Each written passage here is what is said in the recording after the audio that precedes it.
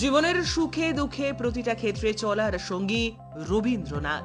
রবীন্দ্রসঙ্গীতের চিরাচরিত ধারাকে বয়ে নিয়ে চলেছে মিউজিক ট্রুপ রবি পরম্পরা। তাদের তত্ত্বাবধানে রয়েছেন সঙ্গীত শিল্পী অনিতা পাল।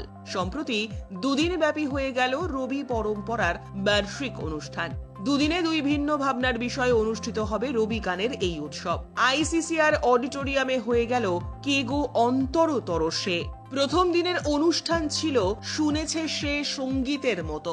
রবীন্দ্রনাথকে ঘিরে থাকা মিথগুলি যে অনেকাংশেই মিথ্যা, তার জীবন চর্চা, তার বিভিন্ন মানুষ এবং মানুষের সঙ্গে সম্পর্ক এবং সম্পর্কচ্ছেদ, তার সঙ্গীত রচনার উৎস ও প্রেক্ষাপট, এমনকি তার একান্ত দাম্পত্য জীবন, এই সবকিছু ঘিরেই ছিল প্রচুর কৌতূহল ও প্রচারিত কাহিনী। তার সমকালেও তাকে নিয়ে অনবরত কষ্ট কল্পিত চর্চা চলত।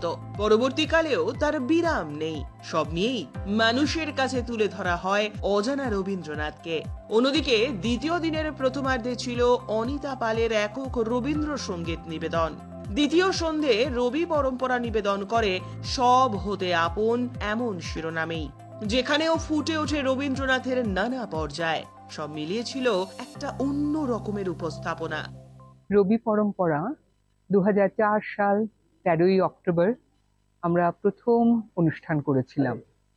স্বয়ং সুচিত্রাদি সেই সন্ধ্যায় উপস্থিত ছিলেন এবং ওনার স্ক্রিপ্টেই আমাদের প্রথম অনুষ্ঠান হয়েছিল। রবীন্দ্রসঙ্গীতের তাল ও লয় এখনো মনে আছে এবং আমাদের সেদিন বিশেষ অতিথি ছিলেন শ্রীমতী অমলা শঙ্কর। এবার আমাদের অনুষ্ঠান সুচিত্রাদির জন্ম শতবর্ষ উপলক্ষে আমরা গত বছর থেকে অনুষ্ঠান করছি। প্রাক জন্ম শতবর্ষ আমরা গত 19শে সেপ্টেম্বর করেছি, আমরা নভেম্বরে করেছি। বিংশ শতাব্দীতে বাংলায় যে সশস্ত্র বিপ্লবের আন্দোলন শুরু হয়েছিল, স্বাধীনতা আন্দোলনে, তার সাথে রবীন্দ্রনাথের একটা ওতপ্রোত সম্পর্ক ছিল। রবীন্দ্রনাথের নানা লেখার ভিত্তিতে বিপ্লবীদের সাথে তার একটা ডাইনামিক রিলেশন তৈরি হয়েছিল। কখনো সে নানা ভুল বোঝাবুঝিও তৈরি হয়েছিল, বিপ্লবীদের সাথে নানা সম্পর্কও তৈরি হয়েছিল। Bureau report, channel 10।